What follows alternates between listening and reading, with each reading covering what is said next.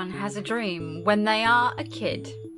Some want to be superheroes, and some want to be firemen, and some even want to be the supervillains.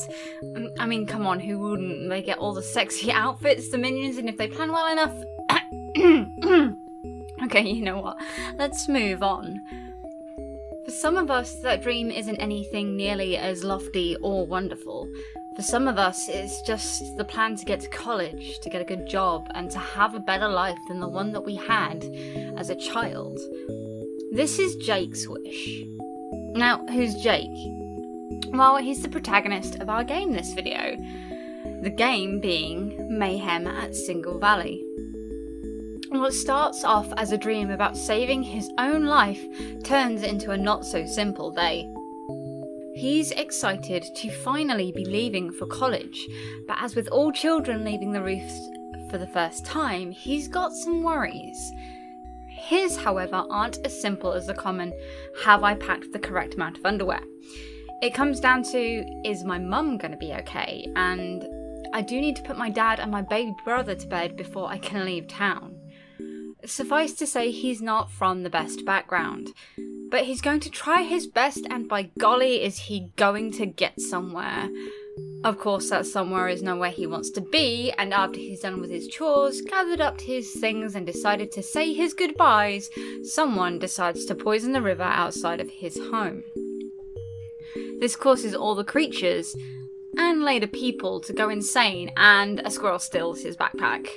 No biggie, right? Wrong. This squirrel has not only taken his lunch money, but the plane ticket and other important items that you have just spent the beginning of the game trying to find so that you could take him on this epic journey.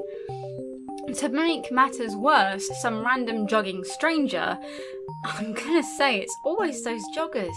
They're always putting their nose in where it's not wanted, you know, or turning up dead.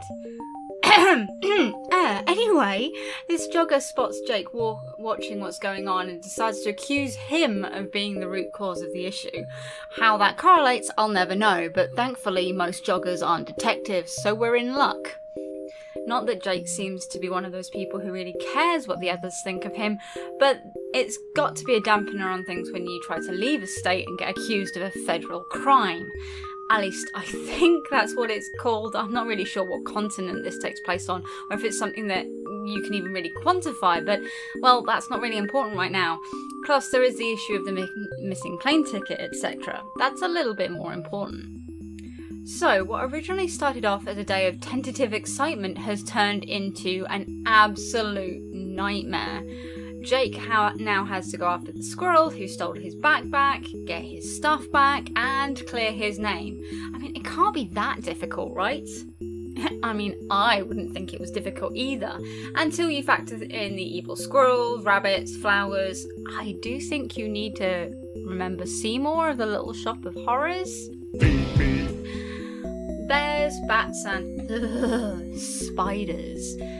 I mean, these aren't even all of the enemy types, but they are all pretty angry, hungry, drugged. I mean, I think if you got poisoned, you'd be pretty pissed too. As Jake goes along his merry journey, any one of these creatures can end your epic journey in just one hit. You are only a little human after all.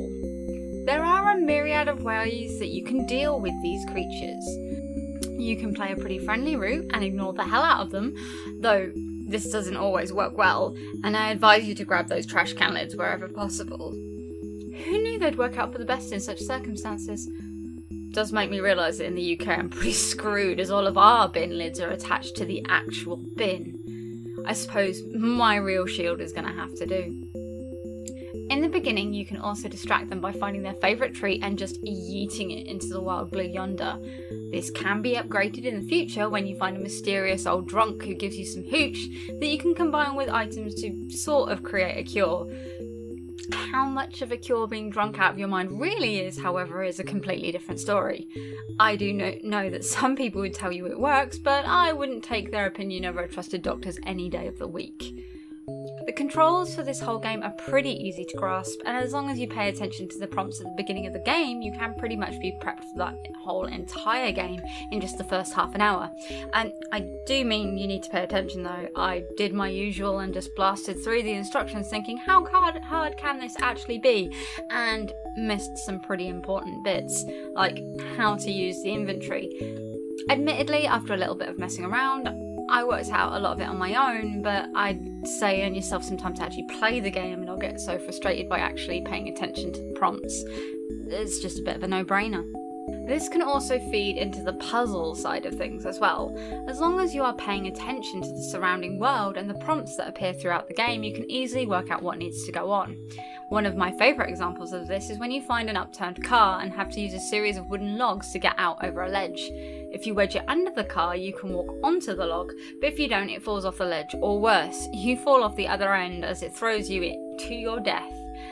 It's a pretty fun time figuring out the puzzles, but I am not going to say it's easy. Just think outside the box, it makes it so much easier to do. As a random segue, I also really enjoyed the soundtrack to this game. You start off with one single track, but as you play more of the game, you collect cassette tapes which automatically change the way the music sounds. Don't like a new sound? Then just pop into the inventory and change the cassette back over to something else. It's pretty fun to go out of your way to find these little black boxes, and I found that despite the fact that I can change the music, I never really did. The cassettes seemed to fit really well with each point of the story, but I did enjoy the fact that I could change it whenever I wished, if it just got too much. It also allowed me to collect some of the other items in game. After all, what is a modern video game without those collectibles? During my attempts to find the cassettes, there are indeed a multitude of other items to collect, from comic books, same bro, same, to sunglasses, to hats. You can even find items that you can then use to upgrade your other items, which can then help you get better at the game. Well, maybe not better, but it does indeed make it a lot easier, which is always good. Oh, and the umbrella! I loved floating around on the umbrella. In the words of Yondu, I'm very poppin', y'all! I'm not gonna lie and say I completed this game. I didn't. I am still playing it, even now, as I type, as I edit, and as this damn thing renders.